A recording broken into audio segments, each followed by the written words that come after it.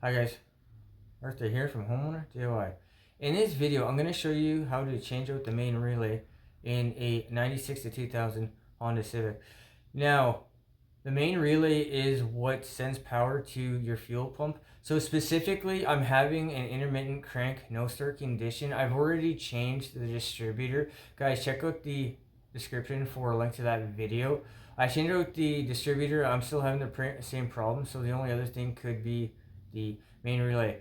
Now I will also show you how you can resolder the joints, because I had this problem as well a long time ago where my car would suddenly just shut off. I'm driving along and then everything would shut off. I'd pull over, restart the car, and then it started up once again. Now that this problem, once I resoldered the joints, I've never had the issue since, but it's still the original main relay to the car, so I'll show you how to change it, and that's going to address both issues of your car shutting off and an intermittent crank no start condition. So with that in mind, what we'll do now is material and tools. All right, this is the materials and tools list for this job.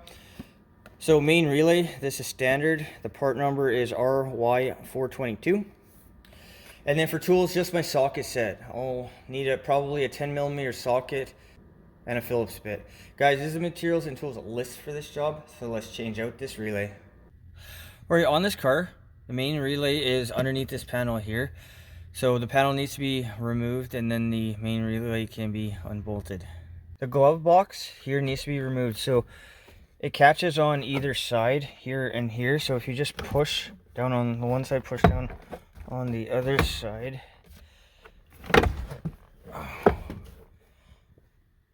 Now the glove box can be pulled out of the way.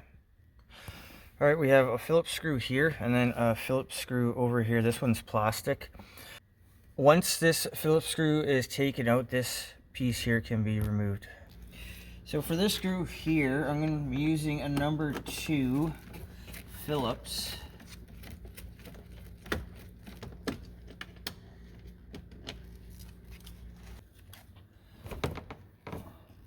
And then this screw here will be the same.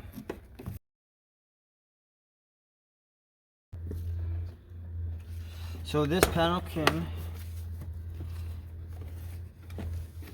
now be popped out.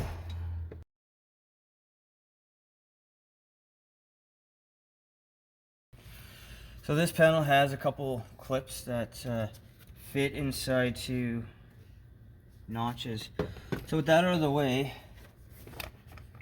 this can now be popped out. Now keep in mind, this car is at this time 26 years old, so the plastic is going to be brittle. Alright, this is the main relay here. So this is the one bolt that attaches the relay housing to the car. So this will be removed and then we can pull this out. This bolt here is 10mm. This is our connector. There's a button right here that you need to push.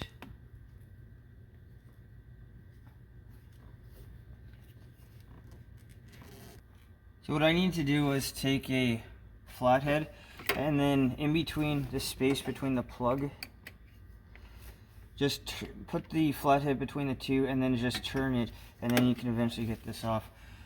But this is our relay. To remove the relay from the housing, there's a wing on this side and a wing on this side. So what you need to do is just pull the side out and then pull the side out. And here's our relay. So here's a new relay. It actually comes with the housing. So with the new relay, just make your comparisons as usual. The plugs look the same. Everything looks the same. So what I'm going to do is I'm going to go ahead and put the new relay back in.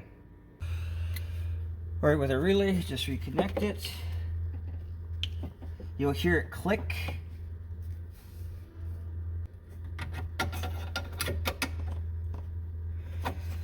So that is it, back in position. So make sure the notch goes into the indentation right there.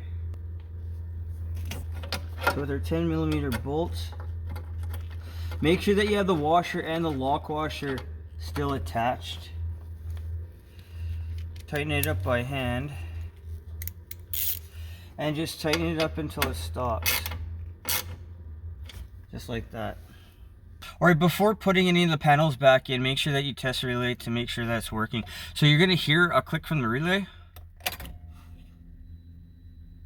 That is a click.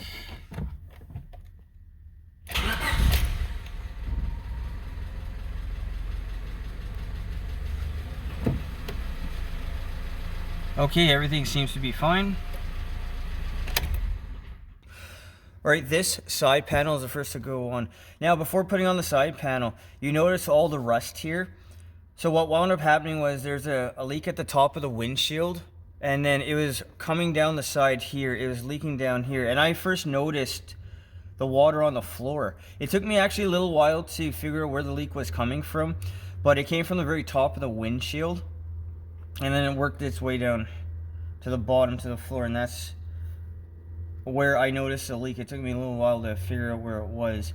But if you have rust like this, it may be coming from your windshield. I'm not saying it will, but it may. Now here's our panel. So we have a couple clips here, and then we have a hole up here. So this hole here also has this plastic piece that it expands. My suggestion is put the cover back on and then put this into the hole, and then when you put your screw in, it'll expand the end of this. So we have our notches here, here, here, and here.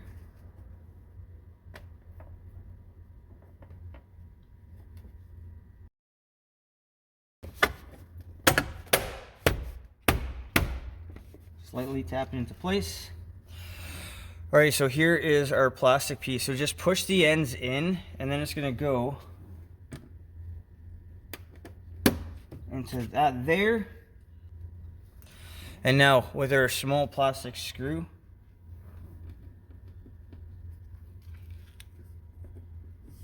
thread it back in.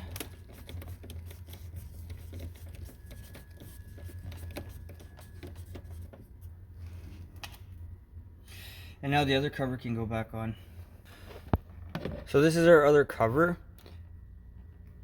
So the bottom piece will go into there, and then there's a couple other notches here, but these will fit in for these clips over here.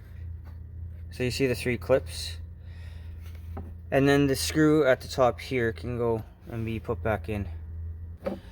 Alright, so with our other panel,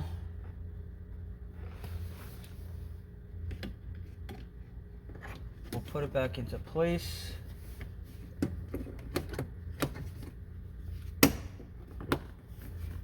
Just give it a smack. So everything's back in. And then with our metal Phillips screw, we can put this back in as well.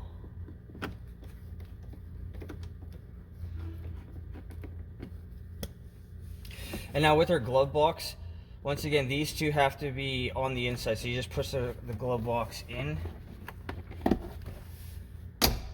And that is it for the main relay replacement. So what we'll do now is look at the old relay. Or this is the bottom of our main relay. Now, one common thing to have happen is the solder joints will break. I actually did this about 15 years ago, where I resoldered. It looks like this one here, this one here. Now, even this one here, it looks like there's a small crack down here. But if you have a problem where you're driving along and then the car just suddenly shuts off. You're driving along and all of a sudden everything just shuts off. These solder joints can crack, and then that can be an intermittent problem where it doesn't happen all the time. Remember, this thing is going to expand and contract with the season, and when it gets old, like it with everything else, stuff starts to break. So I resoldered this one, and it looks like I resoldered this one a long time ago. But if your car suddenly shuts off, what you can do is take a soldering iron, touch this right here, and then just put a new glob of solder. And I did this 15 years ago for these two. But this is the main relay here. This is a very common problem with Hondas and Acuras. This is original to the car, and now I'm having the problem where I have an intermittent crank no start condition. I've already just replaced the distributor, so now it's time to replace the main relay, which I now have, and that should be it for this ongoing issue. So what we'll do now is overview this job. Alright guys, so that concludes this job. So this is a relatively simple, straightforward job. You need minimal skills, minimal tools. By doing this on your own, you're going to save yourself at least 1 hour of any automotive shop rate. So I highly recommend go ahead and do this yourself, because there's no reason to spend more money than you need to.